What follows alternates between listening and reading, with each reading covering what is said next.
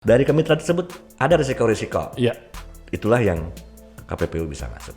Persaingan sehat sejahterakan rakyat. Roll 3, 2, 1. Welcome to Pod Country, podcast KPPU Kanwil 3 Bandung. Tadi Bapak juga sempat nyebutin ya kalau misalnya KPPU juga melakukan pengawasan terkait dengan perlindungan UMKM nih Pak. Jadi kalau misalnya selama masa pandemi atau mungkin krisis ke depannya, apa yang KPPU bisa lakukan untuk teman-teman UMKM nih Pak? Ya, jadi begini, kita kan di dalam Undang-Undang UMKM 20 tahun 2008 itu tidak punya kewenangan eksekutif. Ya, kewenangannya tidak teknis. Ya, kita tidak bisa mempunyai program pembinaan misalkan terhadap UMKM, memiliki program penguatan UMKM. Kayaknya bukan hanya tidak relevan dengan tugas dari undang-undang yang diamanatkan, tapi juga nggak mungkin karena kita sumber dayanya nggak akan mampu dari sisi anggaran, dari sisi kewenangan, dari sisi geografis. Ya. Jadi kita memang ditugaskan hanya untuk mengawasi kemitraan. Relatif memang ini hal yang baru. Saya pikir juga bagi para praktisi hukum, lawyer, notaris dan lain-lain.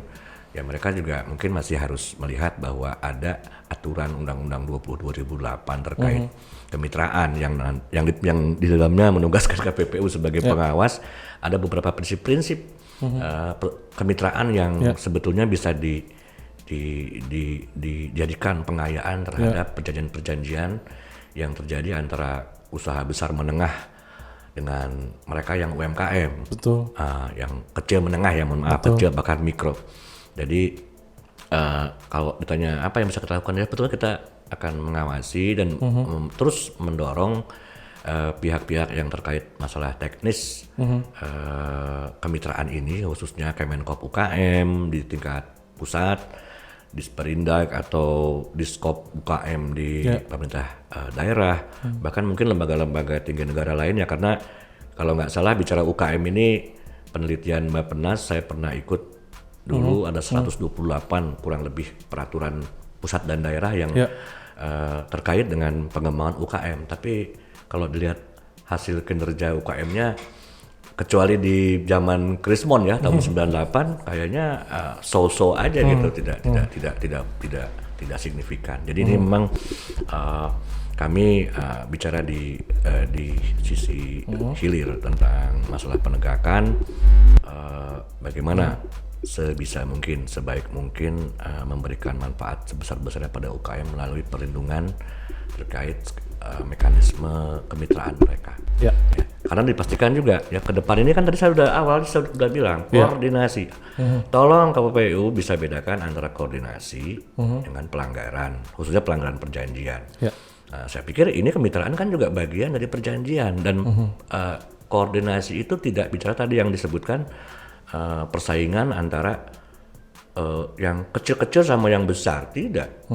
Persaingan yang besar sama yang besar, yang kecil sama yang kecil. Nah ini UMKM ini ya di luar persaingan sebetulnya ada tadi yang dikatakan koordinasi melalui kemitraan. Ini pendekatan yang sekarang dipakai di seluruh dunia. Iya betul. Ya, untuk bisa lolos dari krisis seperti ini, krisis ekonomi, maka semua orang dibutuhkan kesadaran tentang pentingnya koordinasi antar pelaku usaha, antar stakeholder secara vertikal maupun horizontal. Oke, Pak, tadi Bapak sempat cerita sedikit bagaimana peran KPPU dalam melakukan pengawasan terhadap UMKM ya Pak. Ini mungkin kalau kita sedikit nostalgia atau memanggil ingatan kita, Bapak ingat Tama nggak Pak? Waktu itu dia bikin buku mengenai tentang UMKM Hacks. Jadi salah satu saya baca tuh bukunya tuh dia bilang bahwa bagaimana cara UMKM bisa bertahan hidup pada saat masa pandemi itu dengan memanfaatkan teknologi Pak. Ya dengan memanfaatkan teknologi dia bisa go digital. Nah sebenarnya kalau misalnya UMKM masuk dalam dunia digital, apakah masih dalam ranahnya KPPU Pak dalam pengawasan di marketplace itu Pak? Baik. Kalau tidak ada kemitraan ya bukan ranah kita. Kalau bagaimana mendigitalkan UMKM? Oh ya nggak mungkin lah KPPU. Tugas wewenangnya tidak sampai ke sana. Tidak sampai ke sana. Yang saya katakan lagi, saya tekankan kembali, ya tidak perlu kita semua melakukan upaya digitalisasi ini secara sendiri-sendiri. zamannya sudah berubah. Ya. Ya, kita memanfaatkan teknologi yang di-share di berbagai macam bentuk platform. Ya. Sehingga UMKM ini yang harus didigitalisasikan ya harus dimitrakan. Nah, disitulah KPPU masuk, karena kalau sudah kemitraan mau tidak mau UMKM melalui bantuan dari Kementerian Teknis atau dinas-dinas terkait ini harus menjadi atau mencoba menjembatani mereka dengan para pelaku yang punya sarana prasarana digital. Makanya ada istilah tadi Om Dimas bilang ya mereka nanti dikaitkan dengan marketplace. Ya memang mungkin salah satu upaya digitalisasi pemanfaatan teknologi dan bagaimana memperkuat UMKM ya begitu caranya. Tapi kembali KPPU bisa masuk kalau ada unsur kemitraannya. Tapi kalau Pak bagaimana membina si UKMX supaya dia bisa online ya nggak bisa lah. Nah, nanti kita overlapping. Nah makanya, jadi pengawasannya hanya ketika ada abuse ya mungkin ya Pak ya? Bukan hanya abuse. Pada saat mereka harus mau tidak mau bermitra dengan pihak yang sudah punya sarana prasarana digital bisnis ini, maka kita harus masuk terkait mengawasi ya tadi mungkin juga ujung-ujungnya gitu mengawasi agar jangan sampai terjadi abuse atau manipulatif dari mereka yang punya kelebihan sumber daya, utamanya teknologi informasi kepada UMKM yang relatif memang hanya memproduksi saja demikian. Betul.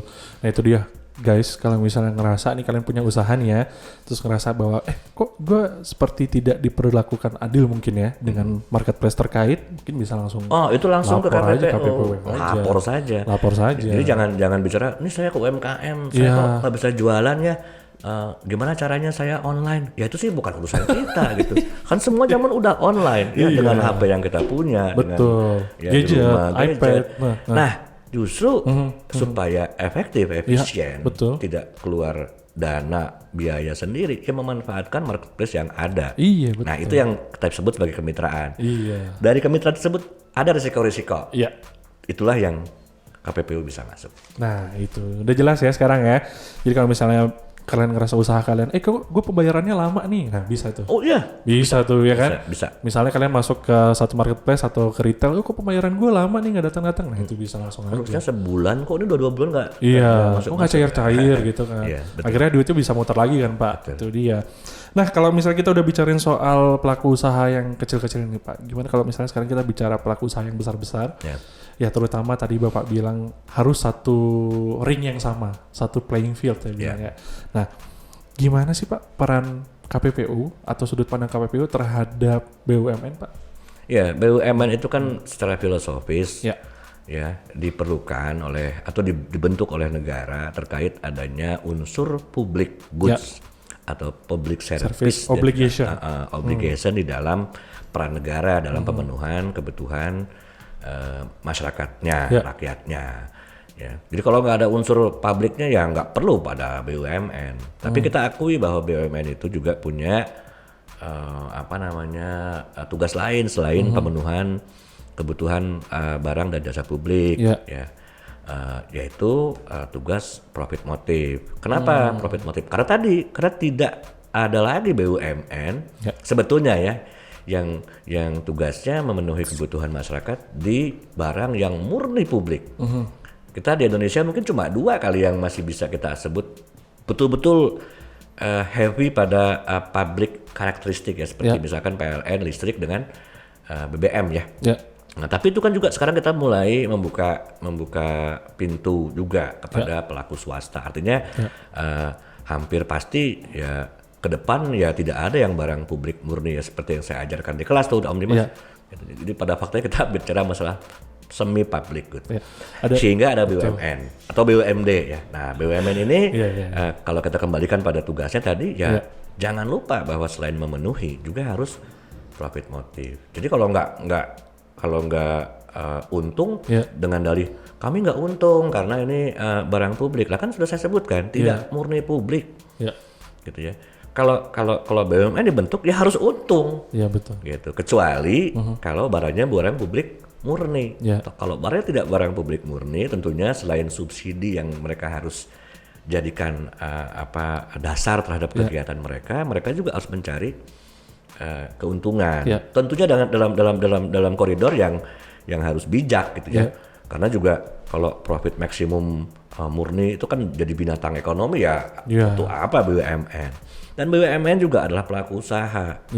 Nah, mungkin BUMN yang kita sebut tadi barusan seperti yang listrik, Pertamina atau mungkin barang-barang lain, memang karena merupakan amanat undang-undang atau peraturan yang dikeluarkan oleh pemerintah dan negara. Ya, kadang-kadang kita merasa bahwa BUMN yang seperti itu yang punya hak privilege eksklusif, ya memang adalah bagian dari state decree. Dekret negara untuk pembentukan. Jadi kita agak lenient ya, agak merilekskan banyak hal. Apalagi pasal 50 ayat A dan pasal 51 itu sangat clear. Ya. Masalahnya BUMN kita itu tidak lagi bicara BUMN. Kembali ke apa yang kita sebut dalam pasal 17 2003 tentang keuangan negara. BUMN itu memang milik negara. Tapi kan sekarang BUMN ini punya anak perusahaan.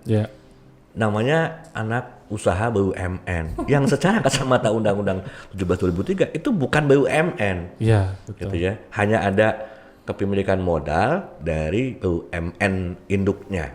Nah, jadi perlakuan yang KPPU bisa juga diterapkan ya pada BUMN itu terutama anak-anak usaha BUMN-nya atau yang terafiliasi. Tapi kalau BUMN-nya kadang-kadang kami juga ya tutup mata atau tutup telinga karena kita punya pasal 50 huruf A dan pasal 51 bisa jadi mereka dikecualikan. Bisa jadi mereka karena dari sisi tugas pemenuhan barang publiknya harus melakukan hal-hal yang menyinggung atau beririsan dengan larangan-larangan yang termuat atau diamanatkan undang-undang. Tapi kalau anak usaha BUMN, anak usaha BUMD, ya sama dengan pelaku usaha yang lain. Kita harus ngomong tadi fair competition, tidak tentang free competition. Jadi kalau BUMN ya pandangan saya BUMN dalam kacamata Undang-Undang 17 2003 tentang keuangan negara adalah BUMN yang memperoleh hak eksklusif, privilege dari pemerintah melalui undang-undang atau Perpres sehingga memang kita berikan perlakuan khusus. Tapi kalau BUMN anaknya, afiliasinya, mohon maaf, kita tegakkan undang-undang ini secara konsisten kepada mereka. Oke. Ini bagus banget ya. Ini gue ngerasa kayak kuliah mikro 2, Pak. Ada public good, ada private good. Ya betul ya, Pak ya? Itu pemahaman yang harus dipegang dulu oleh semua masyarakat yang punya concern tentang bagaimana perekonomian negara ini harus melibatkan negara. Baik. Pak, ini terakhir nih, Pak. Jadi apa yang Bapak harapkan dari KPPU untuk kedepannya nih, Pak? Untuk Indonesia juga. Saya tadi malam ada ngobrol dengan teman-teman Komisi 6 yang mitra kerja kami ya di DPR. Jadi ada salah satu obrolan yang menarik yang saya kira juga patut jadi perhatian kami di KPPU, komisi di KPPU, juga teman-teman struktur di KPPU juga para punggawanya, yaitu adalah selama COVID ini sampai tahun berapa nih penanganannya recovery ekonomi ini, 2021 kah, 2022 kah, atau 2023 kah? Jadi ada semacam himbauan dan juga mungkin kami sadari KPPU sekarang ya tadi yang saya katakan di awal tetap menjalankan tugas fungsinya sesuai dengan yang telah direncanakan dalam RKP kami yang diamanatkan juga oleh RPJMN 2020-2004. Tapi karena ada COVID ini, ada proses recovery ini, ya kita tadi punya PR untuk bagaimana lebih bijaksana dalam menerapkan atau mengimplementasikan aturan-aturan undang-undang hukum persen usaha dan persen usaha desa sehat ini secara ya mohon maaf bukan hanya bijaksana tapi juga lebih mementingkan kebutuhan dan keperluan yang sifatnya darurat terkait dengan bagaimana ekonomi tetap harus berjalan. Jadi mohon maaf kalau saya harus bilang bahwa KPPU ke depan tetap akan seperti KPPU sekarang gitu ya. Tapi jelas KPPU punya amanat tambahan dari bukan hanya negara tapi juga masyarakat dan juga dunia internasional. Gitu ya. Ini yang KPPU lakukan selama ini tugas wewenang dan juga fungsinya kembalikan pada undang-undang. Ya pertimbangannya di awal itu pasal 1 misalkan akan jelas clear. It's all about economy. Ya. Jadi KPPU ini ada ya bukan hanya menegakkan hukum dalam arti ansih hukum, tidak, tapi bagaimana hukum itu dijaga, kita awasi kegiatan usaha persaingan usahanya untuk mencapai satu perekonomian kesejahteraan yang optimal. Betul. Jadi kalau sudah ngomong tentang filosofi itu ya KPPU tetap KPPU, tapi ke depan KPPU akan tetap menggunakan filosofi yang kita pegang. Kalau ya namanya juga hukum undang-undang kita kan ada 2 ya, cuma 4 loh yang perse ilegal, 4 pasal. Sisanya kan semuanya rule of reason. Jadi pelanggaran bisa jadi kita akan coba secara bijak, terutama nanti ada pembentukan majelis dari komisi yang menggunakan. Jadi dalam tatanan hukum yang saya tahu itu ada kebijaksanaan dan rasa keadilan. Itu yang harus dimiliki oleh komisioner, karena mereka yang menjadi majelis komisi dalam setiap penanganan perkara. Ya baik itu pengarah, baik itu sebagai penilai, bahkan sampai ke tingkat sebagai majelis dalam persidangan. Jadi kebijaksanaan, rasa keadilan, ya supaya nanti kepastian hukum. Dan yang terakhir ini yang mungkin saya tidak hanya seorang, saya punya banyak teman. Saya adalah penganut utilitarianism, ya karena bagaimanapun juga secara ekonomi, secara hukum, ya yang sebesar-besarnya paling penting adalah manfaat yang sebesar-besarnya. Kadang-kadang memang tidak semua orang bisa disenangkan, ya dipuaskan dalam terkait dengan masa tugas kita. Ada aduan, ada laporan, ya kita kan tidak bisa diam karena secara undang-undang harus di follow up. Tapi apakah nanti hasilnya langsung penyelidikan, langsung bahkan sampai ke tingkat persidangan alias pemeriksaan, ya belum tentu karena kita kita punya saya pribadi prinsipnya kalau manfaatnya lebih besar bagi kepentingan orang banyak, ya benefitnya lebih besar dibandingkan cost yang hanya pada segelintir pihak, maka ya rasa keadilan, kepastian tidak cukup, harus ada asas kemanfaatan. Begitu. Luar biasa ya, keren, ini judulnya bisa jadi clickbait loh. Ya habis kadang-kadang kita juga bingung ya, kan udah jelas semua KPPU ini kan badan semi pro justisia, tidak murni pro justisia. Jadi kami punya amanatnya sangat berat itu. Masalah bukan masalah hanya keadilan, kepastian hukum, that's not enough. Betul. Ini ada ekonomi yang masuk di ranah ini, harus ada kemanfaatan. Betul. Itu dia. Jadi nanti judulnya itu ya, jangan lupa ya, Mimin, editor dan segala macamnya. Kita bikin ini clickbait. Kalau gitu Pak Kodrat, terima kasih banyak sudah hadir di podcast Kanwil 3. Gimana Pak komentarnya? Sudah bagus kah settingannya? Ya, saya kira nanti harus ada sedikit ornamen-ornamen. Iya, baik. Kan kalau di studio itu harusnya ada apa sih? Bluetooth itu untuk meredam suara. Oke lah, sekarang ada mixer, tapi kadang-kadang kita coba punya itu, nanti saya juga bisa buatin tuh. Asik. Kita habis ini berubah. Ingat ya, janji ya, ini direkam loh Pak. Direkam. Nanti kita ulang terus. Punya banyak sisa di rumah, ada peredam busa itu. Iya betul. Nah, kan bisa taruh dua sini. Iya. Secara akustik kan kalau kita ngomong seperti ini, speakernya kan nggak ada ke sini kan. Langsung tapi suara kita bisa jadi mantul ke sana. Suaranya Om Dimas mantul ke sini. Betul. Kalau bass, kecuali kalau di studio musik ya, kalau seperti kamar saya, nah itu memang dibutuhkan. Tapi Pak, ini terakhir biasanya suka ada yang nanya abis ini, kalau misalnya langsung sosial media Bapak untuk tanya-tanya boleh Pak? Oh boleh. Boleh apa Pak? Boleh nanti disebutin Pak, nanti kita tulis di bawah. Oh kalau saya kan cuma punya 2 nih, saya cuma punya Facebook sama Instagram. Sama Instagram. Jadi nanti dituliskan aja. Di bawah ya nanti. Jangan lupa Mimin editor. Oke guys, kalau gitu terima kasih sudah menyaksikan Pod Country dengan Pak Kodrat. Sebentar. Boleh apa nih Pak? Sudah bagus nggak? Hai guys, iya. Hey guys, jangan mau ngalahin Atta Halilintar guys. Kalau gitu ya guys. Terima kasih banget udah nyaksin Pod Country, ini episode kedua bersama Pak Kodrat, spesial banget hari ini datang Pak Kodrat di sini.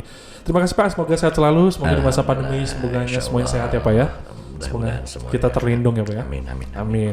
Kalau gitu guys, dadah. Karena kita masih belum punya tagline juga nih Pak di komentar. Kita belum gitu? baca. Jadi dadah. Kita dadah dulu ya Pak ya. Dadah. Assalamualaikum warahmatullahi wabarakatuh. Bye.